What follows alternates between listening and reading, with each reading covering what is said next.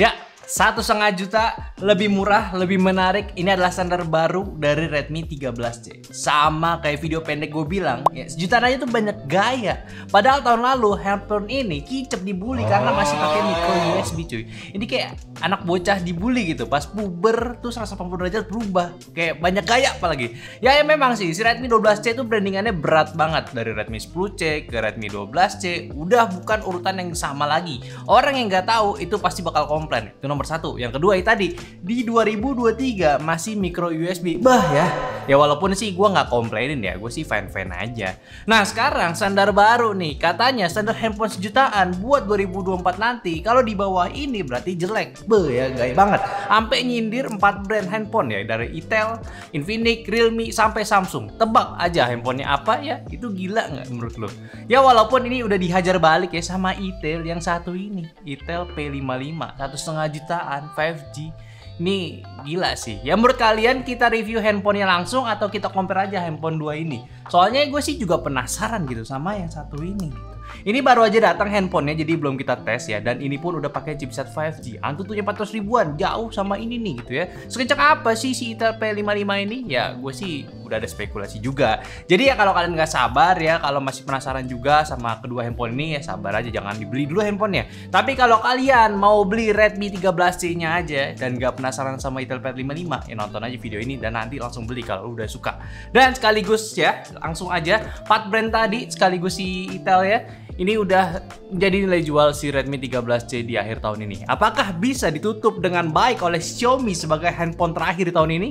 Pertama dari desainnya yang berubah dari 2 generasi sebelumnya yang plastiki banget. Sekarang lebih punya gaya yang nggak terlihat murah. Ya tetap plastik tapi sekarang glittery gitu dan punya gaya. Bahkan warna putihnya agak nggak biasa stylenya. Ya intinya mah ya sekarang udah nggak jelek lagi. Kamera bumpnya pun juga rasa handphone 3 jutaan. SIM time masih ada SD card slot, nggak hybrid juga. Tombol-tombol aman, empuk juga untuk power sama volume. Plus buat fingerprint juga. Dan udah Type-C ya. By the way dia juga udah punya baterai yang sama di 5000 mAh, pengecasan 18 watt juga, tapi just info di boxnya yang lu dapat masih 10 watt, jadi masih bisa di upgrade. Kalau bobot tergolong aman, ini masih 192 gram, dipegang masih aman, sisi belakang juga nggak licin. Ya secara desain ini handphone udah nice looking, nggak kerasa handphone murah lagi, dan udah cukup ikut tren handphone 3 jutaan. Dan ini desainnya nggak banyak komen lah menurut gua. Sebelum ke performa, kita bahas dari 4 standar baru si Redmi 13C, si paling gaya-gayaan gitu. Padahal poin pertama, ini yang gua gemesin, yaitu kamera makro jadi standar baru. Banget gitu ya. 2 megapiksel kamera makro, udah biasa itu kita nggak anggap lagi sebagai kamera. Jadi standar baru sama Redmi. Ya buat desain handphone sih bagus, tapi kalau buat digunain ya parah sekali. Ya sisanya sih 3-nya itu udah bagus kok. Dari layar 90Hz, 1,5 juta emang udah harus capable kan, biar smooth ya. Itu nilai plus. Terus standar RAM 8GB plus 256GB ini gokil banget. Bagus dan gak lemot. Sama garansinya ini lebih lama, 15 bulan plus 3 tahun update software. Yang mana ini peace of mind ya, nyaman dipakai dalam waktu yang lama. Nah, kamera makro ya. Ya, mungkin masih ada yang pakai gitu, tapi ya kita anggap nice to have aja lah. Harusnya tuh ya udah punya fitur NFC, ini bisa nih dijual sejutaan loh, karena masih ada yang nggak punya NFC seperti ini gitu ya. Gimana nih si Redmi, sayang sekali itu, padahal bisa nambah rival kalian gitu. Lanjut kita bahas soal layarnya. Ini layarnya punya ukuran di 6,74 inci, resolusi SD+, brightness 600 nih peaknya, dan juga punya refresh rate di 90Hz. Terus juga udah dilapis Gorilla Gorilla Glass. Kalau buat layar depan masih belum punch hole, serta bezelnya ya wajar masih tebal. Ya sebenarnya sih wajar lah kayak begini. Gak ada masalah, paling SD Plus-nya aja sih. Harusnya sih udah bukan standar handphone di tahun ini lagi. Paling yang paling bener tuh ya Full HD kalau bisa. Cuma mungkin kalau pakai Full HD sekarang masih mahal kali modalnya. Kalau performa masih sama SoC daripada tahun lalu, yaitu Helio G85. Cuma karena standarnya naik buat multitasking, main game tipis-tipis ya jadi lebih oke. Karena ini udah pakai RAM yang 8GB cuy. Dan jangan komen masih eMMC ya. Udah untung gede gitu ya. Itu udah oke itu, nggak bersyukur kalian. Dan si G85 pun juga masih pakai eMMC, kecuali chipsetnya itu bisa pakai 2 tipe storage, yang satu eMMC, yang satu FSD. Pilihnya eMMC, baru tuh ya kacau. Anyway, dia udah dapet si MIUI 14 Android 13 latest tuh, yang udah punya, udah update maksud gua. Scrolling home screen aman banget, buka sosial media juga aman, nggak ada perlu worry lagi ketika lu pakai handphone ini buat seharian karena RAM-nya udah gede. Dan yang gue pegang ini adalah 825GB, ada juga seri bawahnya yaitu 618GB, gak ada seri yang 4GB lagi, kalau buat testingnya, Antutu itu bisa dapat di 280 ribuan. Di Geekbench 6 itu bisa dapat skor 435 untuk singlenya dan multinya itu 1370. Lalu untuk 3D Mark White Live-nya dapat di 756 dan untuk slingshotnya gagal ya. Kalau untuk tes gamenya di Mobile Legends ya, satu game aja yang kita tes yaitu di Smooth Hike ini bisa dapat rata-rata 58 fps dan penggunaan baterai selama 20 menit cuma makan 7% aja. Dan untuk suhunya sendiri paling tinggi 40 derajat Celcius di bagian belakang dan depannya itu di 39. Udah nggak ada masalah lah main Mobile Legends di handphone ini, masih lancar aja seperti handphone sejutaan lainnya, tinggal main dan aman. Sejauh ini juga untuk framenya itu jelas kalau mau main aman ya game settingan rata kiri aja, karena untuk pastinya ya naik turun performanya lebih stabil lagi lah dibanding rata kanannya. Lalu untuk game PUBG itu Smooth Ultra itu didapat rata-rata 36 fps dan penggunaan selama 20 menit cuma makan 5% aja dan suhu belakangnya itu di 40 derajat Celcius dan depannya 39 sama kayak Mobile Legends. Untuk PUBG di handphone dia juga udah oke lah, tinggal main aja dengan settingan yang optimal. Paling untuk gyronya dia nggak ada di handphone ini, jadi ya kalau main masih ya mainan jari aja lah, it's okay lah, 1,5 juta. Kalau untuk koneksi dia masih 4G ya karena si Helio G85. Lock screennya bisa dibuka via fingerprint samping dan sensornya juga udah super basic ya. Beberapa masih kayak virtual, bahkan gyro pun kayak ya belum aktif banget gitu ya. Dan untuk kamera setup triple cam-nya ya utamanya di 50 megapiksel dah gitu ya. Dan kamera belakangnya maksud kamera depannya di 8 megapiksel. Hasilnya sih standar handphone kelas sejutaan, bahkan nggak jauh beda dengan yang dihasilin sama Redmi 12C. Namanya juga handphone segini gitu, punya gambar jernih aja udah aman gitu. Dan memang nggak banyak fitur yang ditawarkan sama handphone ini. Terus juga buat low light nggak perlu banyak berharap dari kualitas, tapi setidaknya bisa bikin aman jika dipakai mode malamnya. Lebih baik lah gambarnya. Lalu kalau untuk video juga masih mentok di Full HD 30 fps ya untuk depan dan belakangnya, tanpa OIS juga. Jadi ini ya untuk hasilnya sih ya oke lah untuk di harganya lagi.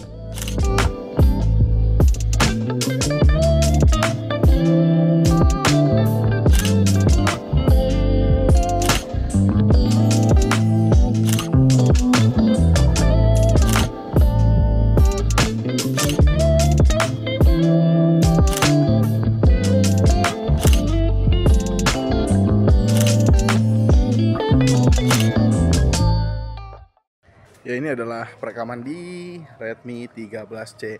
Yang langsung kelihatan adalah dia itu ya sama aja sih kayak 12C. Udah pasti nggak ada stabilisasi yang getar banget. Cuman sih gua note di sini mic-nya kayaknya agak-agak lumayan lebih baik sih, gua nggak tahu ya. Seingat gue sih nggak di highlight ya, cuman dan SDR-nya lu kalau lihat tuh di sini tuh kurang. Cuman apakah worth it atau misalnya layak untuk dipakai misalnya buat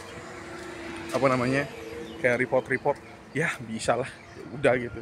Biasanya kan kayak keluarga kan cuma ngasih tahu keadaan sekitar ya, nggak banyak cincong gitu ya. Udah itu aja sih, dan dia nggak ada fitur lain ya, udah Full HD 30 fps tok dulu dikasihnya sama Redmi 13C.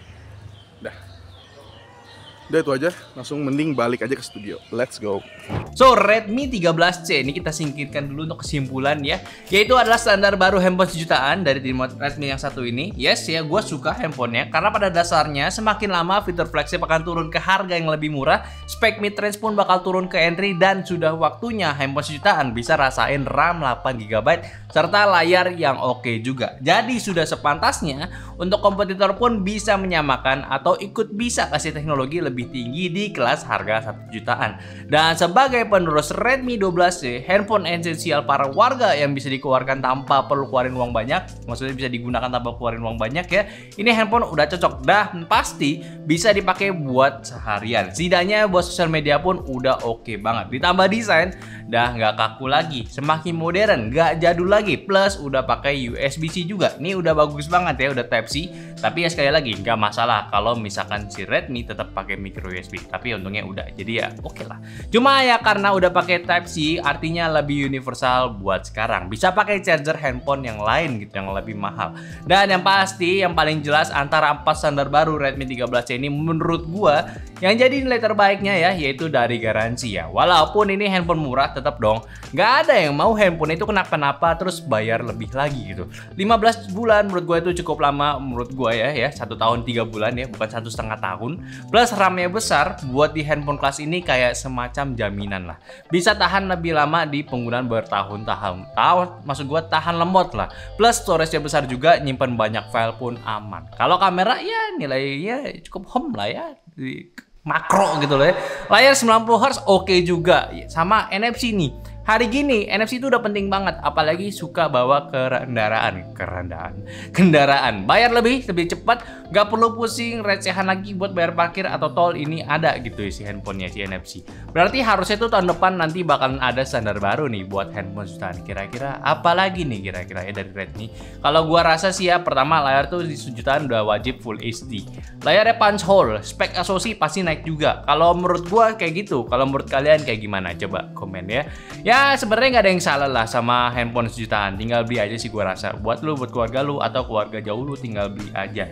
Yang pasti kalau kalian masih bingung ya kalian tinggal komen aja mau gue bandingin atau review nih handphone aja, karena ya pasti di 5G harga jutaan juga pasti banyak kekurangan. Ya sama ini juga ada kekurangan yang tadi gue bahas.